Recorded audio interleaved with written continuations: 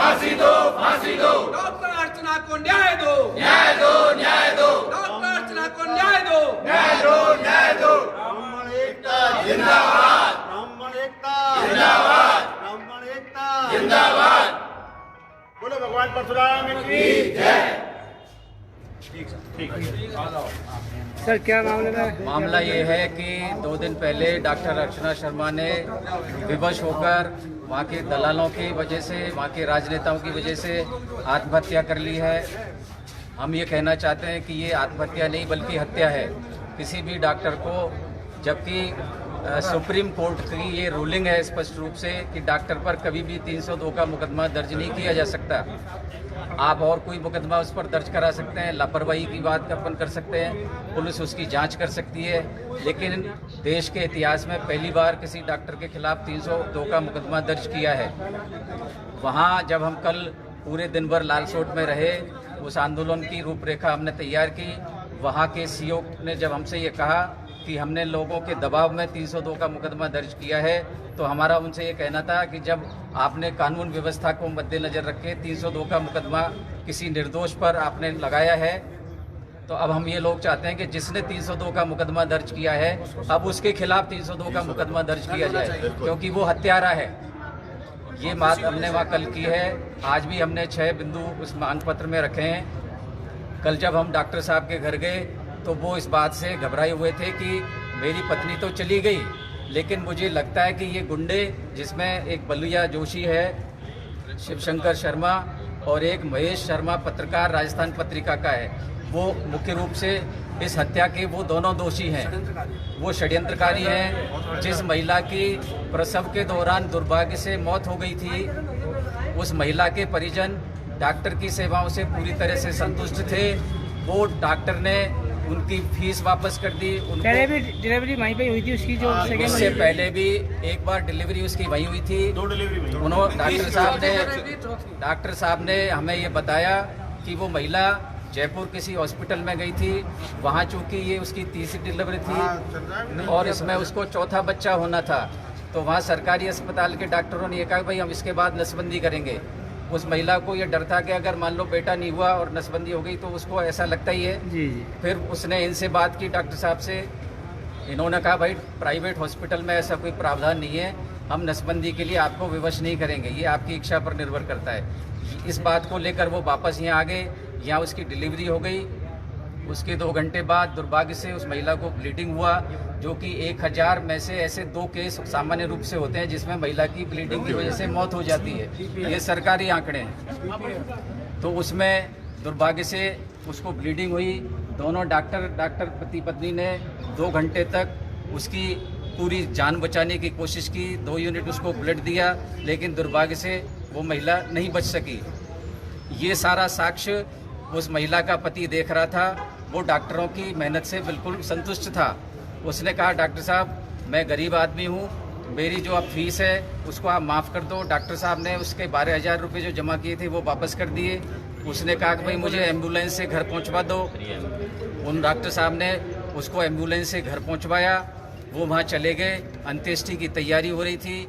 इतने में ये 2 नेता जो दुर्भाग्य से ब्राह्मण समाज के हैं दोनों ही, ये वहाँ गए और उस महिला के पति से कहा कि हम तुम्हें मोटा पैसा दिलवाएंगे, तुम इस लाश को लेके डॉक्टर के वहाँ चलो। वो इनके कहने में बेचारा गरीब आदमी था, वो आ गया। वहाँ इन लोगों ने मजमा इकट्ठा कर लिया। कुछ और नेता आ गए, कुछ बीजेपी के नेता, जिसमें जितेंद्र गोठवाल जैसे और भी कई नेता थे, वो लोग आ गए। उन्होंने उस एसएचओ पर दबाव बनाया कि 302 का मुकदमा इस पर दर्ज कर लिया जाए।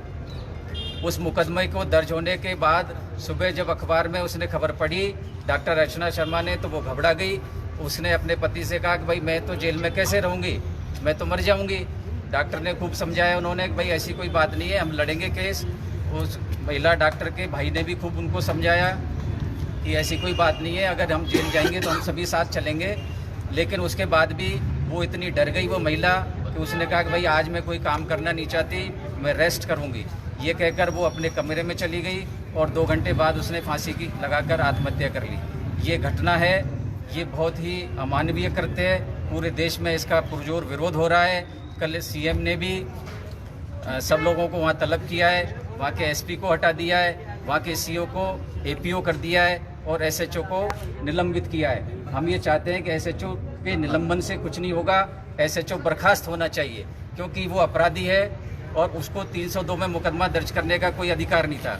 आज हम सब लोग ब्राह्मण समाज के मुख्यमंत्री के नाम ज्ञापन देकर ये मांग करते हैं कि डॉक्टर फैमिली की पूरी सुरक्षा की जाए, क्योंकि उसको अभी भी ये डर है कि कोई उसके संग ये गुंडे हैं जो उसके संग कोई वारदात कर सकते हैं। उसकी सुरक्षा होनी चाहिए और दोषी लोगों के खिलाफ कड़ी से कड़ी सजा होनी चाहिए, किसी भी अपराधी को बख्शा नहीं जाना चाहिए। अगर डॉक्टरों के साथ में ऐसे अगर 302 के मुकदमा दर्ज होने लगे तो जो सीरियस केस है वो कैसे इलाज कर पाएंगे? अभी मैं ये कह रहा हूँ कि पूरे देश के सामने अभी ये गंभीर संकट आने वाला है जब कोई डॉक्टर किसी भी गंभीर पेशेंट को अपने हॉस्पिटल में घुसने से पहले ही हाथ जोड़ के कह देगा कि आप जयपुर जाइए। ऐसे में हजारों मौतें होंगी जिनके जिम्मेदार ये लोग गुनहगार हैं, ये प्रमुख रूप से ये उनके जिम्मेदार होंगे। सर आज शाम को जो कैंडल मार्च का जो प्रोग्राम रखा आज आईएमए ने जो इंडियन मेडिकल एसोसिएशन है उसके द्वारा कैंडल मार्च का आयोजन रखा गया है। हम सब लोग उसमें शामिल रहेंगे। सर्व समाज का ये आंदोलन है, किसी जाति विशेष का नहीं है, किसी धर्म विशेष का नहीं है। हम ब्राह्मण समाज के नाते इसलिए हैं कि वो ब्राह्मण भी थी, लेकिन अपन ये मान सकते हैं कि ये सभी समाज के लोग इसमें मौजूद हैं और इस आंदोलन को तब तक करते रहेंगे जब तक कि इसका कोई ठोस हल नहीं निकलेगा। सर जैसे कि सुप्रीम कोर्ट की रूलिंग के आधार पर एक डॉक्टर के खिलाफ 302 का मुकदमा दर्ज नहीं किया जा सकता, फिर भी पुलिस प्रशासन के द्वारा ऐसा क्यों किया गया?